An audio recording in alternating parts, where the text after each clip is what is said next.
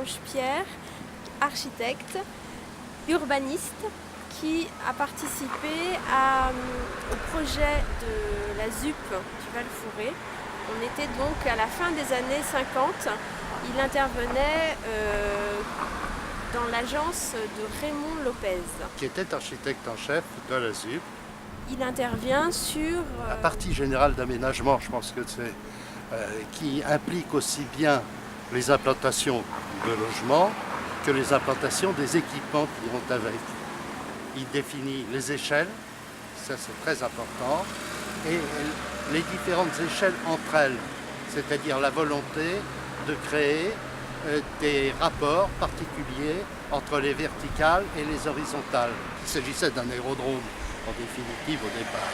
C'est-à-dire que ça représentait, si mes souvenirs sont bons, un peu plus de 150 hectares, pratiquement complètement libre, adossé d'une part à un secteur qui était déjà complètement urbanisé, mais d'une manière sauvage, c'est-à-dire entre le centre de Nantes et actuellement pratiquement le niveau de la patinoire, disons, et d'autre part adossé à la forêt de Rosny, et enfin bloqué par la Seine vers le nord et bloqué par la voie ferrée Paris-Le Havre au sud. Voilà.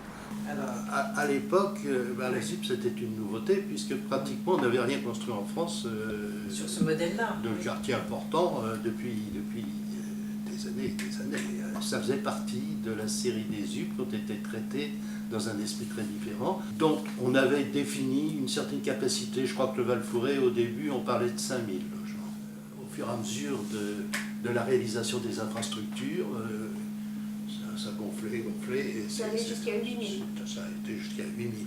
Lopez souhaitait aussi diviser l'ensemble du Val-Fouré en un certain nombre de quartiers, chacun ayant son échelle et correspondant à la meilleure utilisation possible des équipements. Chaque quartier possédant son groupe scolaire, un équipement commercial secondaire en général, et des équipements sociaux, et éventuellement d'autres équipements, puisque beaucoup d'équipements sont venus s'installer au Val-Fouré.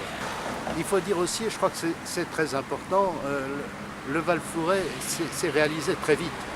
Il serait impensable de faire une opération comme ça aujourd'hui. Et c'était une condition sine qua non de la construction du Val-Fouré. Il fallait avoir des logements tout de suite, parce que les besoins étaient considérables à l'époque, et on n'imagine pas à l'heure actuelle ce que c'était, puisque non seulement il y avait la pénurie de logements qui était née de la guerre et du fait qu'on n'avait pas construit depuis longtemps, les destructions, et puis c'était le problème de l'Algérie, avec le retour des Français d'Algérie qu'il fallait loger. Et certaines opérations du Val-Fouré, en particulier entre la RN13 et la voie ferrée, ont été réservées pour des Français d'Algérie. Je me souviens d'un bâtiment ici qui devait recevoir des rapatriés d'Algérie. La décision de construire ce bâtiment par le ministère a été prise au mois de juillet. Il y a eu un architecte choisi, il était en vacances. Et quand l'architecte est rentré à la fin de ses vacances, le bâtiment était déjà en phase de termination. Ça vous dit à quelle vitesse se faisaient les opérations à l'époque. La réalisation s'est faite en montant vers le nord. Et quand on est arrivé à ces secteurs-là, la pénurie en logement était tellement importante que les services de l'équipement ont demandé à ce que les densités soient considérablement augmentées, à passer, alors en passant au-dessus de la tête de l'urbaniste de l'opération, à passer des contrats pour faire des ensembles industrialisés. C'est une opération particulière qui faisait appel aux entreprises, et les entreprises qui donnaient les meilleures conditions financières et les meilleures rapidités d'exécution étaient retenues pour faire des opérations. Et alors ensuite, on leur donnait 500 logements par ici, 600 logements par là, etc. Et donc, cette partie-là a été faite de cette manière-là. Et là, c'est l'idée d'un urbanisme d'ensemble a été assez oubliée. La volonté était d'accueillir aussi des équipements publics, mais les équipements publics ne dépendaient pas d'une décision uniquement municipale, puisque chaque ministère amené à accepter de voter des crédits. Les écoles dépendaient de la décision du maire de Nantes. En revanche, les collèges dépendaient de l'Éducation nationale, qui, à l'époque, imposait les constructions industrialisées. Cette influence des points cardinaux, est-ce que vous pouvez nous dire deux mots sur cette orientation qui fait que on a une trame assez régulière? C'était une trame très régulière, orthogonale, pratiquement nord-sud d'ailleurs, nord-sud-est-ouest, avec une seule pénétration très forte ici, et le raccordement sur le Gassicourt. Par l'extérieur, en fait, par une sorte de boulevard périphérique. Par l'extérieur. Chacun, il y en avait 9 des secteurs du Val-Forêt, portent un nom. Donc les peintres, les médecins, les aviateurs, les explorateurs. Ça a été choisi par la ville. Voilà, et du coup, chaque rue, ruelle ou même piétonnier a ce nom qui est en lien sur la thématique.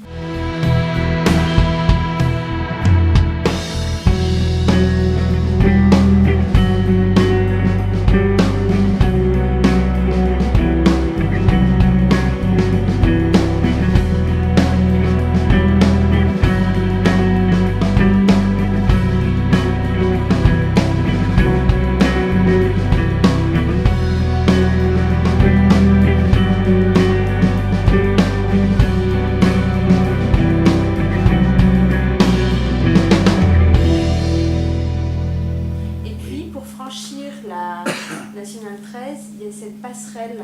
Alors cette passerelle a été faite justement pour permettre d'utiliser les équipements pour les gens au sud ou au nord de la RN13. Puisque vous avez le mail qui venait découper les différents quartiers. Le premier centre commercial.